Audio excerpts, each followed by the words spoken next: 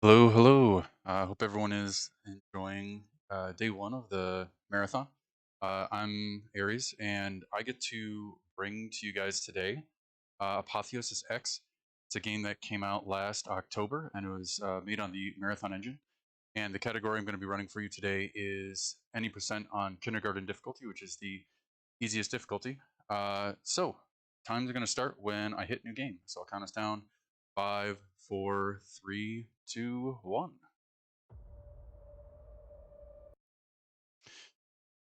So it's a retro shooter, based on a pretty old engine. So you got like stuff like strafe running. We've got uh, fists that are awesome when you're sprinting, grenade jumping, rocket jumping, you name it. The run's going to use pretty much every weapon in your arsenal, and yeah, hope you guys are excited for that.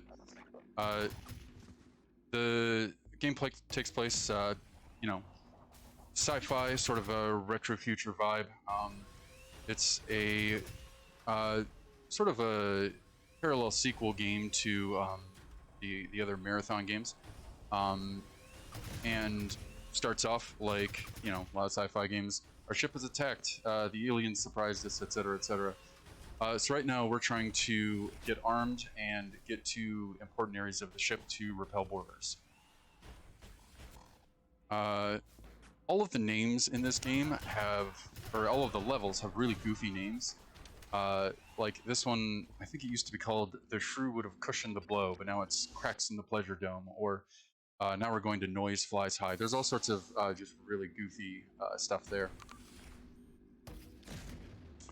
Grenades and other weapons activate switches and destroy circuits, which is uh, pretty important in the run. There's a number of tricky shots that you have to make and make pretty quickly.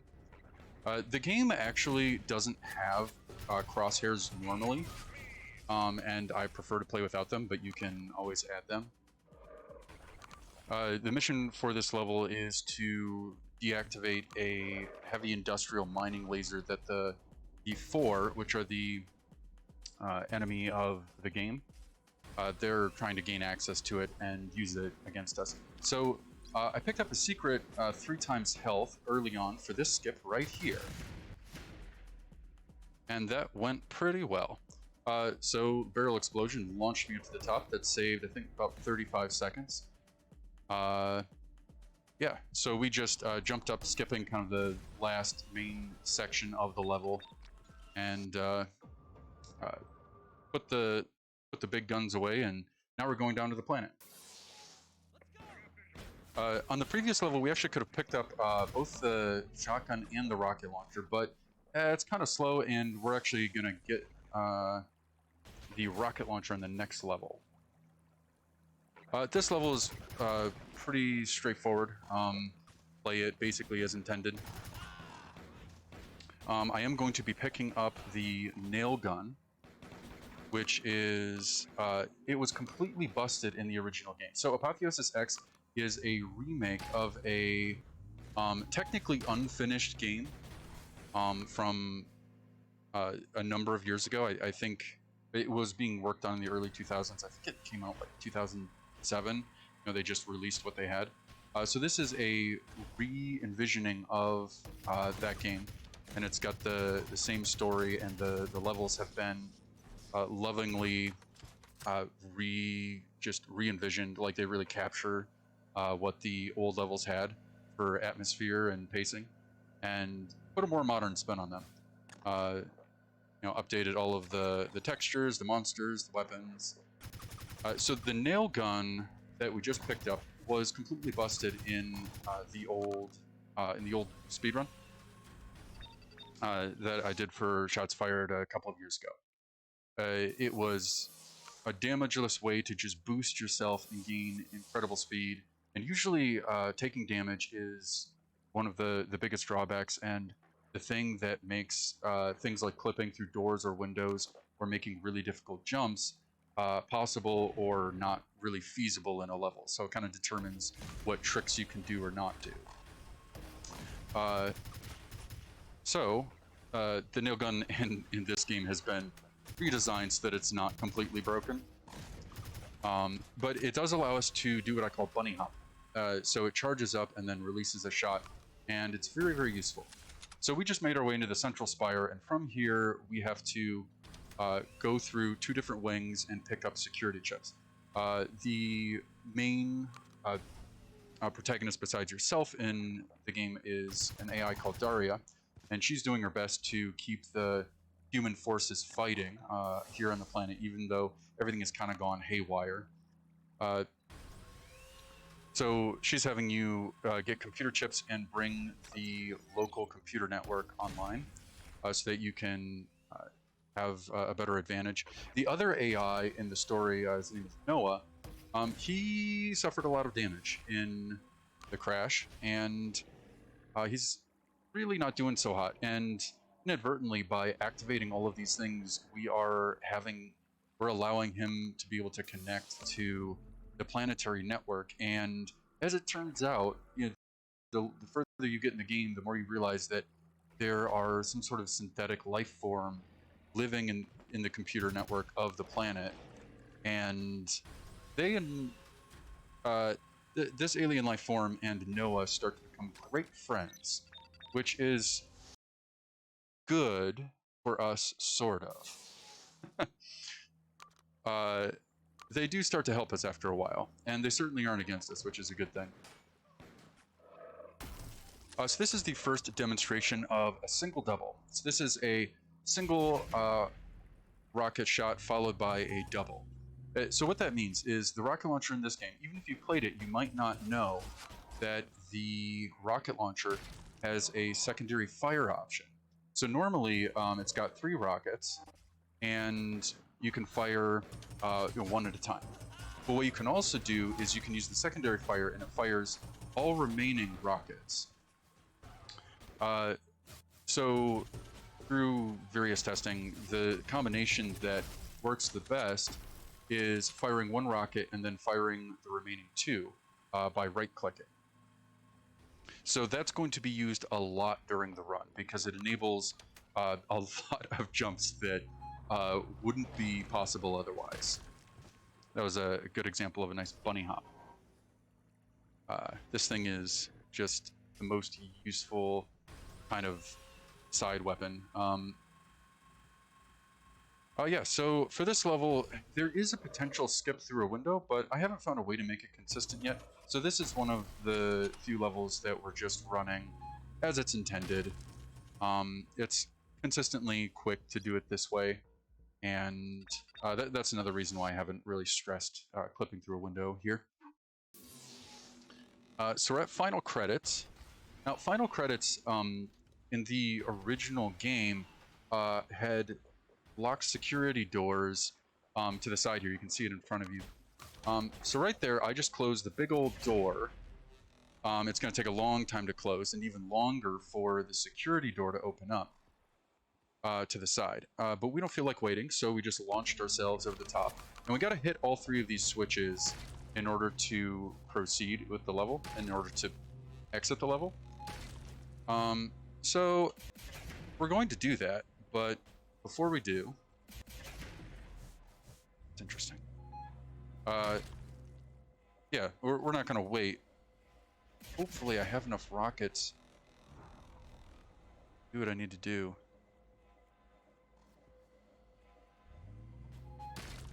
I think I might be catching on the wall here. There we go. Okay. Hopefully we can pick up enough rockets. I think I'm going to have to use a backup strategy in order to pick up some rockets. There's a secret on the level. This is one of the secrets. There we go. So now we're headed back to the start of the level now that we've completed all of the level requirements. Up here, we can get 2 more rockets. I need to make sure that I have enough rockets for the next level coming up and the skip that we'll be doing there. And that's also why we took the secret to get the 3x health, because we're going to damage ourselves quite a bit.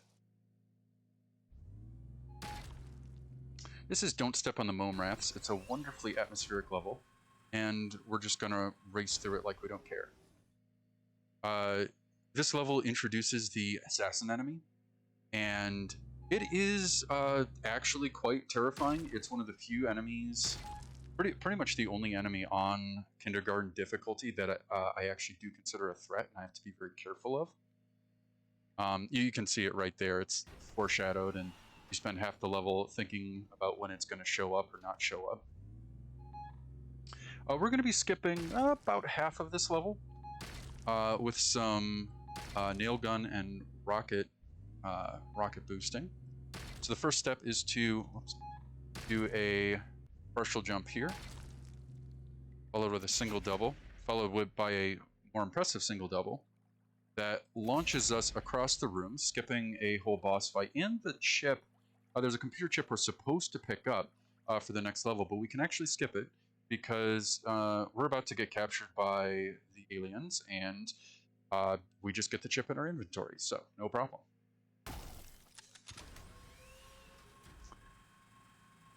Oh.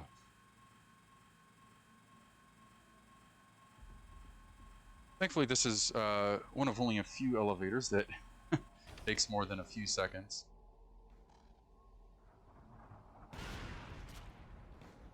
For the most part, we won't have to slow down too much for this game. We can keep right on going.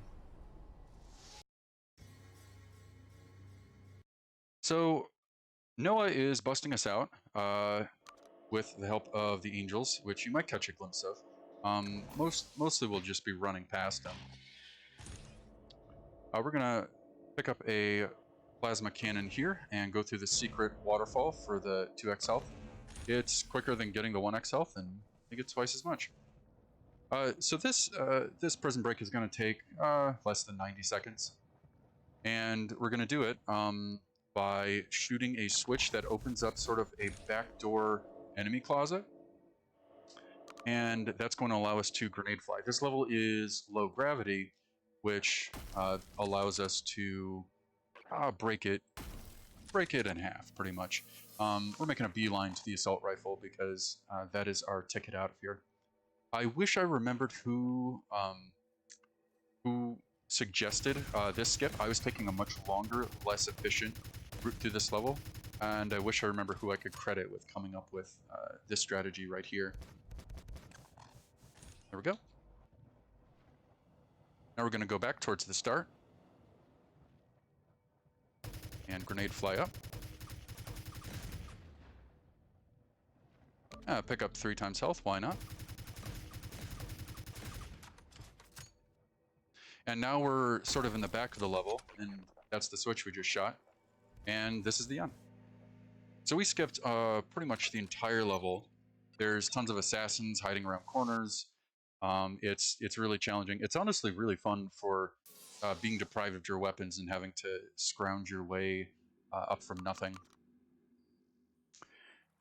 This is After the Flood. I used to consider this one of the most difficult levels in the game. I'd still say it is on the total carnage difficulty. What we're going to be doing here is falling in a specific way so that we fall into this area, and there aren't really any enemies here. I'm going to come down and hit this switch. That switch opens up a panel to hit a switch that's opening, of course, security door. If you're sensing a theme, well, it's only going to continue. So this is opening up the door down there. I don't know if you can see it, but half of the door is opening. Now, the great thing about it is that normally we'd have to go and hit the other switch, but we're not going to do that. Let's see if we can pop through there. There we go. So if you sprint at that door diagonally, and with just the right angle, you pop through. And there's at least one other place where we're going to use a similar strategy. This is Omega Devices for Dummies, and it's an exposition level and almost art exhibit of the game. Nothing really fancy here. We'll be through it in a moment. Longest part of the level is waiting for elevators and doors.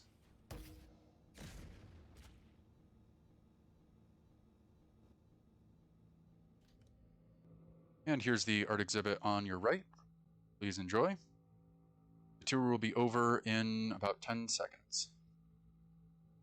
So what this actually is it's a space folding like teleport gate that is something that's been built on the planet, and it's a technological marvel, and the decision is made that we have to keep it out of the Four's hands, because with technology like this, they would conquer the UESC in, well, probably a matter of weeks. Got a tricky grenade jump here. Make sure these guys don't get in my way. There we go, that went pretty well. So that skips running sort of circles around the first parts of this level. This is called No Assembly Required. And we are skipping probably 2/3 of the level. We just picked up the Banshee, but we won't be using it just yet. The Banshee is a fusion weapon. It's excellent at dealing with robotic units, like these armored hunters, the drones, the big old juggernauts. So we're going to grenade jump up there to hit the switch. So now that we're on the bridge, we just have to run across and into the final room.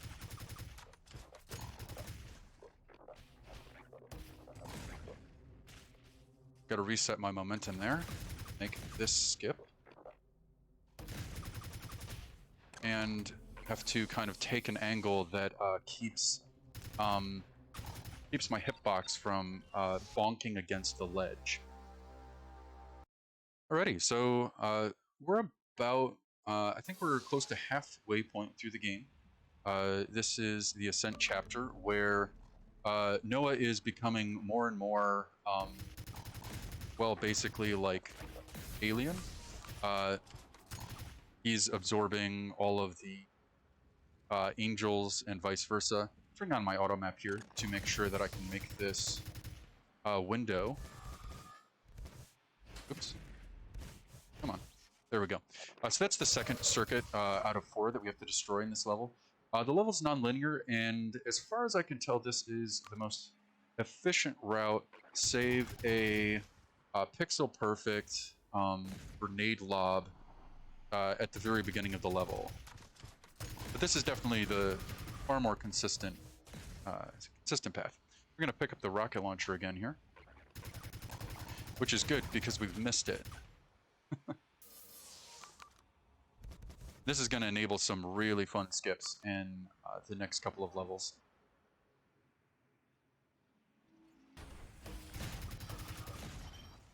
Cool. Got that pretty quickly. Just double checking that all the lights are on. Looks like they are. There's lights that show whether or not you've gotten the security doors that were in the way there out of the way.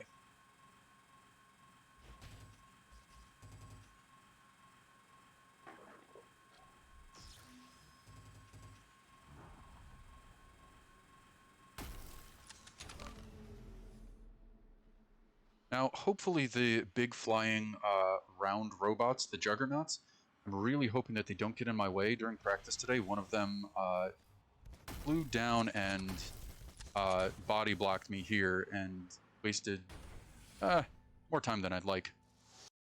I did see way more enemies in that area than I'm used to. It's possible that they dropped down, and it's also possible that I've got a really wonky enemy spawn. So on Total Carnage difficulty, which is the hardest one, the enemies, they all spawn. But on lower difficulties, not all of them spawn, and it's, I guess, semi-random, random or semi-random as to which ones do. And every once in a while, when you're doing a run, you'll notice that enemies aren't where they're supposed to be, where they consistently should be. Or you notice extra enemies where you normally don't see them. So I'm a little... I'm not terribly worried because there aren't like any areas in Apotheosis X that I can think of where it's a huge problem. Some of the other marathon games, it can be a huge problem if an enemy's in the wrong place at the wrong time. It can like mess up a grenade jump because you get stuck on them, or they'll body block you, that sort of thing.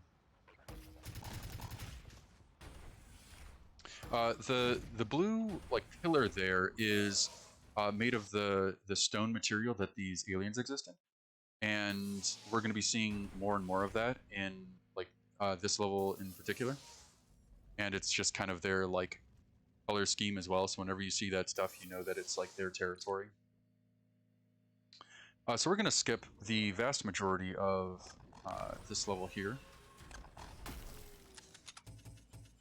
The first little bit we're going to run through normally. We got to open up some bay doors here. Use the Banshee to get rid of all those drones. Okay, that wasn't too bad. Sometimes that Juggernaut does not play nice. So we skipped that whole canyon section, which is a real beast to deal with. And now we're going to do one of my favorite jumps in the whole run. This is 2 single doubles with a weapon swap. Oof. Okay, so I think we got a little bit off kilter because of the drone there. I'm going to take a quick death. That's why I took a safety save, because they really like to walk up and get in my way. So what this is there's a single double jump with the rocket launcher, but because you quickly get rid of the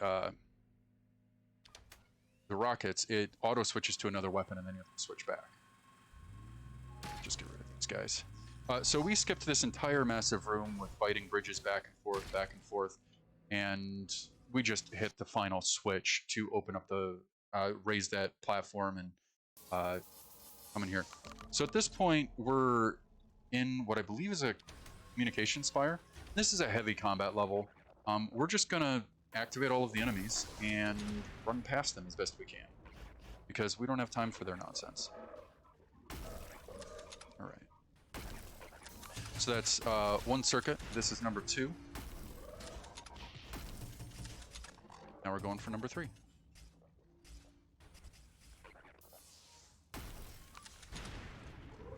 We're gonna do a quick bunny hop out of the lava. There we go.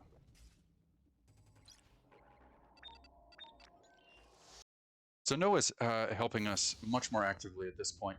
And so now we've teleported back into orbit. This is either the Venator or the Gingerbread Man. I don't remember which ship this is. But it's one of our ships, one of 3 ships that we came here in, and it's derelict and floating in orbit. So for this level, the physics are different. You actually press the swim key to navigate. So it's supposed to be like a 0G or low grav environment. The only actual enemy on this level are the virals. And I try and avoid the virals as much as possible because they're awful.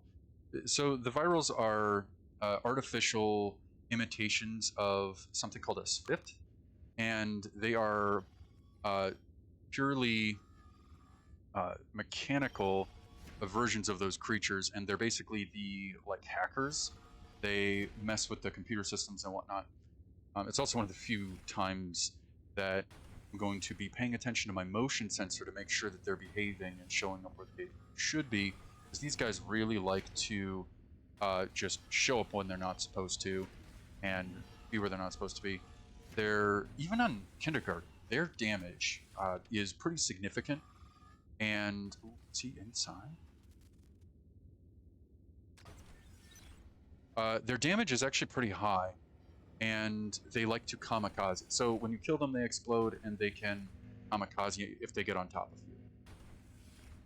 you. There's a later level where there's a very difficult fight through a really tall server room, and the set piece is just brilliantly made, and I'm really glad that I just get to skip the whole thing because it's full of virals.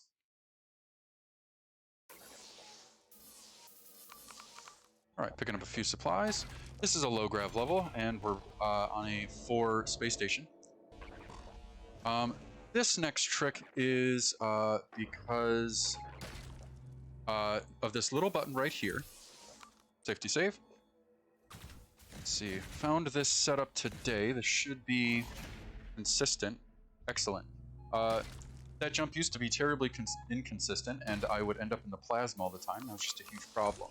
So we just rocketed ourselves out the window underneath the ship that we're about to steal and to the other side. So one switch, it raised the docking umbilical, and the other one raised a section of the station to allow us over here.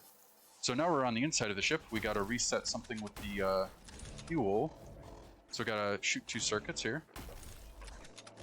It's up. I'm looking for pink. Bright pink there and there. Okay, that went really smoothly. Okay, awesome. There's a lot of reinforcements that end up spawning in behind you once you go into those rooms. So that was very, very quick and clean. All right, so we've stolen the ship, and now we're back in the last chapter of the game. This is the Axis Nadir, or Nadar, which is the giant colony space station that the humans have. Now, I've been saving this plasma cannon for this level in particular. This is the one with all the virals that we're going to be skipping. So all the grates in this level you can shoot through, except for the one grate that blocks a switch, opening up, well, letting a secret break the level and do it in reverse. Got it. That was really clean. So what I just did is I mashed my face into the grate, and there's, for whatever reason, there's a weak spot on the left side of it. And because of the random firing error with the plasma cannon, I was able to like get a shot in there and have it arc arc to the right to hit that switch. So since there's no reloading in the game, and for the alien weapon you have to use up your alien weapon before you can get another one. What I was just doing was exploration polygon. There, level counts as complete. So I was getting rid of the alien weapon so that I can pick up a fresh one, because there's one more section in the game where I need as many plasma shots as I can get. So we got to go find an alien here, a specific alien type. It's the Enforcer. I got to kill them without giving them the jib death, which is like the explosion death. Ah, the Bobs actually just did it for me. Cool, and we have plenty of time. All right, so we're going to sit here for about 14 seconds. So on the other side is a giant old boss room, which would be awesome. Stay away from me. This boss room would be awesome, but I mean it's pretty easy on the easiest difficulty, and really what I'm doing is buying time, and I don't want to take a ton of damage. Oh, actually waited a little bit too long.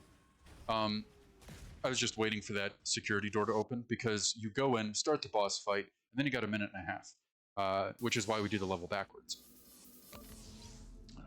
Save here. Okay, so this is Dinosaur Adventure 3D, and the main feature of this level is the Megavator. Okay, get stuck. There we go. All right. I have to be careful not to take this too quickly, or the assassins are going to turn me into mincemeat. Like that. We got to open up a series of switches to get through this. You used to be able to just slap the switch through the wall, which is it's a known engine bug. But that got changed. I think did that go off? There we go. Sometimes with the shotgun spread, you're not guaranteed to hit the switch that you want to hit. Alrighty, we're on the Megavator. It's kind of a combat puzzle. This elevator is really cool because it features a number of engine tricks. Normally, you can't have monsters on platforms because their AI doesn't work, or they just don't move when they're on an elevator. But as it turns out, if you have flying enemies with you on the elevator, you can have it while it's moving. And then we're gonna, on every floor, we have to reset the elevator and keep it moving up. So we get to clear out these guys and keep going. Oops. And it gets progressively harder, and you have less and less time to get everything done before the next wave comes up. This is really challenging, and one of the reasons I was hesitant to do a total Carnage run just yet for this game, because it's tough. I clear my clip here. So at the top of all this, we're going to get the Astro, and it is powerful, very powerful. So much so that I only use it twice in the entire run. Getting the Banshee out here. The horizontal pattern mixed with the that drone AI makes it pretty nice. Like, you kind of have to bait them or move in such a way that gets them to like kind of all descend to the floor at the same time, because they, depending on kind of the level and how it's set up, they'll like drop down to your height. Let's pick up this health here. All right, boss fight here. All right, that's enough of that. Didn't get all of them, but that's fine. Let's see here. Oops. There we go. And here's the Astra. That was a pretty lousy hit, all in all. You can see that it hits the enemy so hard that it actually takes them a really long time to go through their death animation and explode. Ideally, for that section, you come in and unleash a blast. It kills everyone and pushes them all out of the way. But it's more or less RNG as to whether or not you're going to get a good spread there. So we're reaching the end of the level here. By the way, the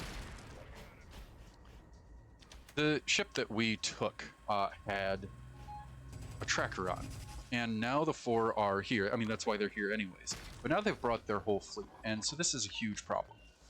The humans are going to lose, and this is pretty much the last stronghold before they get to Earth. And the aliens are likely to learn the location of Earth, so that's best to be avoided. So this level's got 2 sections. We're in the upper section right now. Activating a communication spire. There we go. And now we're headed to the bottom half of the level for an elevator ride. Slight break from the game and some nice elevator music. So you can see the rest of the level that's down below us that we're going to. There's a right and left wing that we can take, but instead we're just going to go down the center hallway, which is supposed to be the hallway that you retreat down once you've done everything. You got to destroy 4 circuits on the back right corner here, and then you come back here. The thing is, it's an intended secret that you run down the middle hallway and shoot a switch through one of these grates. It'll look like this. Some weapons do it better than others, and some, like I can't do it with the assault rifle, but I can do it with the shotgun. So that's what we'll be doing. It makes the level pretty short, so you skip about half of it. So at this point in the story, Daria has determined that blowing up the Axis Nadar is really the best way to destroy the 4 fleet. Like, basically just lure them in, destroy it, and as well as a bunch of other stuff.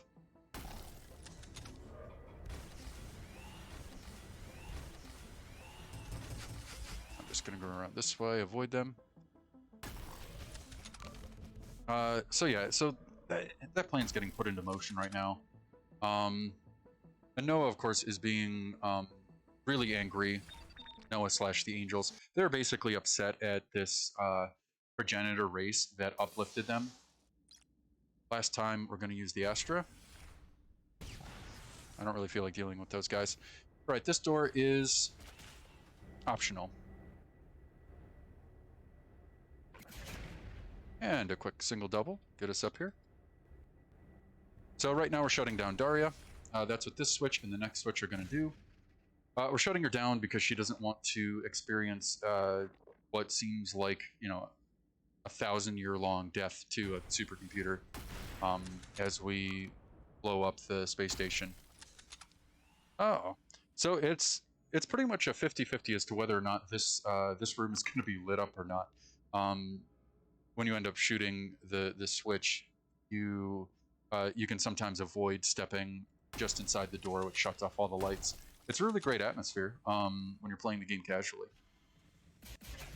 But I don't really care too much because we gotta go fast. So all the lights go off and all the assassins come out, and it's a very difficult level. Casually, though, we skipped about half of it. So right there at the end, that blue gate was Noah is intervening now that Daria is out of the picture, he's going to help you complete his mission because he's really ticked off at the pool. So he's going to help you do that and then help you escape. So this is the Arch of Time and the final level of the game. And the only downside to having such a short run is that I don't have as much time as I'd like to talk about it. So this level is done in 3 sections. You're running out of oxygen on this level, so it's supposed to be a gauntlet, especially on higher difficulties where you use oxygen slower, or excuse me, faster. Clear this out. There we go. So every section is supposed to be a drain on your oxygen, but it's no problem for us here. We pick up stuff along the way. So we already completed the first 2 wings before doing the 3rd wing of this level, and then after that the escape sequence. So right now I'm running through the maintenance tunnel to avoid the first area, and then doing a rocket jump to bypass the 2nd area. This is just quicker than trying to fight these guys. So here we're actually coming up near the window to the secret exit, right there. And we're not actually going to take that because unlike the original game, it doesn't take you straight to the credit scene. There's actually a secret level behind it, and it's a doozy. So I do not want to do that. I just mashed the switch to start the self-destruct sequence through that wall. And there is a really intense single-double rocket launch, which then switches you to the Astra, and you use that. And then you go back and forth to skip this whole segment that I just ran through. It doesn't necessarily save a lot of time, but it's very cool to try. But I figured I'd show you the normal way, and this is just a lot more consistent. We're coming up on time pretty quick here, actually. So once we teleport out here and the screen goes black, get ready on it. Time. Oh, all right. Well, I hope you guys enjoyed that. I want to say thanks to everyone who's putting on shots fired, and good luck to the rest of the runners. By the way, you can pick up this game for free on ModDB or Simplicity. And probably get some links in the chat. You can pick it up for free, and it's a lot of fun. Give it a shot if you really like retro shooters. You're up for a challenge. Put it on the hardest difficulty and yeah, see what's what. Looks like I got 3640, which isn't a personal best, but it's a solid time, and I'm pretty happy with it. So thanks again, and I will see everyone later. And I'll see you Starside.